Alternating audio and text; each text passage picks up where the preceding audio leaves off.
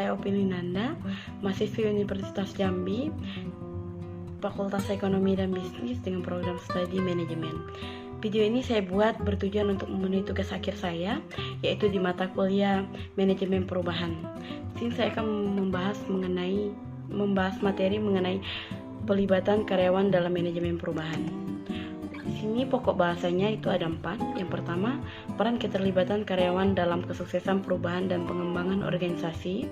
Yang kedua, perilaku inovasi karyawan, produktivitas, dan yang terakhir ada total quality management. Peran keterlibatan karyawan dalam kesuksesan perubahan dan pengembangan organisasi. Keterlibatan karyawan merupakan hal yang penting untuk pertumbuhan jangka panjang. Kegagalan perusahaan dapat dilihat dari penurunan keterlibatan karyawan yang dapat terlihat dari rendahnya perilaku karyawan di dalam sebuah perusahaan.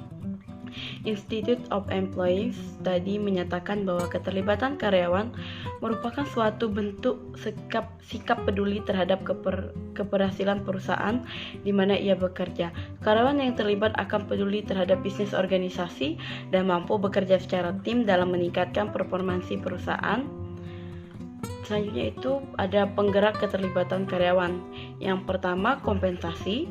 Kompensasi yang dirasakan adil oleh karyawan akan menentukan kepuasan karyawan. Dan kepuasan karyawan inilah yang diharapkan menghasilkan timbal balik yang positif terhadap perusahaan. Yang kedua, kepemimpinan.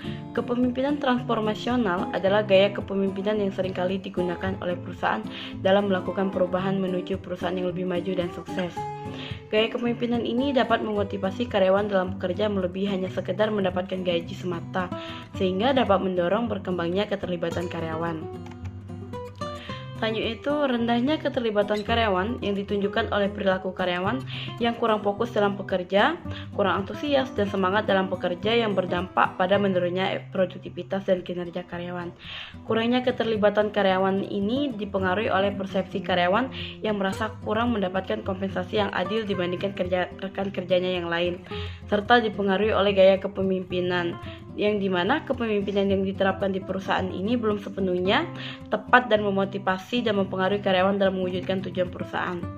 Selanjutnya itu perilaku inovasi karyawan. Perilaku inovatif kerja merupakan perilaku kerja individu yang melalui proses pemunculan ide baru untuk menghasilkan, memperkenalkan, dan menerapkan ide baru yang bermanfaat bagi pribadi maupun perusahaan. 4 dimensi perilaku inovatif. Yang pertama itu ada opportunity exploration. Proses inovasi ditentukan oleh kesempatan, di mana kesempatan ini yang akan memicu individu untuk mencari cara untuk meningkatkan pelayanan, proses pengiriman, atau berusaha memikirkan sebuah alternatif baru mengenai proses kerja, produk, atau pelayanan. Selanjutnya itu ada ide generation, di mana membangkitkan sebuah konsep untuk peningkatan.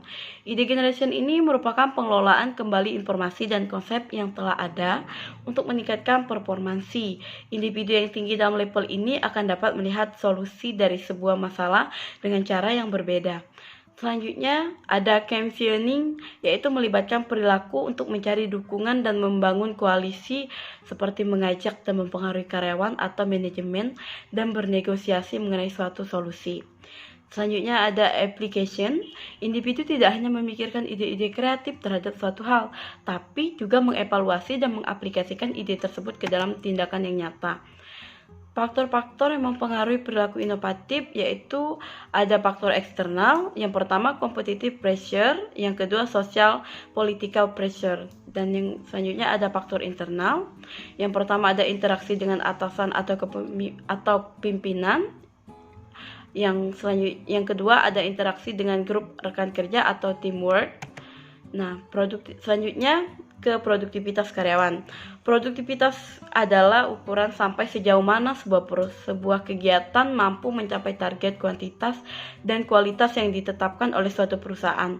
Komponen yang harus dimiliki oleh suatu lembaga atau perusahaan apabila ingin mencapai tujuan yang telah ditetapkan, yaitu untuk mengukur produktivitas kerja diperlukan suatu indikator sebagai berikut. Yang pertama ada kemampuan, yang kedua meningkatkan hasil yang dicapai, dan yang ketiga semangat kerja, dan yang keempat pengembangan diri, dan yang kelima mutu, yang keenam efisiensi. Selanjutnya beralih ke total quality management.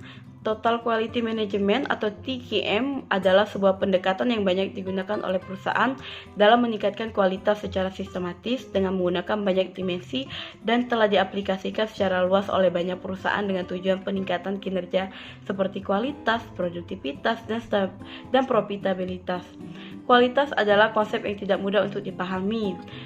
Heiser dan Render berpendapat bahwa kualitas terutama mempengaruhi perusahaan dalam 4 hal, yakni biaya dan pangsa pasar, yang kedua reputasi perusahaan, yang ketiga pertanggungjawaban produk atau jasa, dan yang keempat implikasi internasional.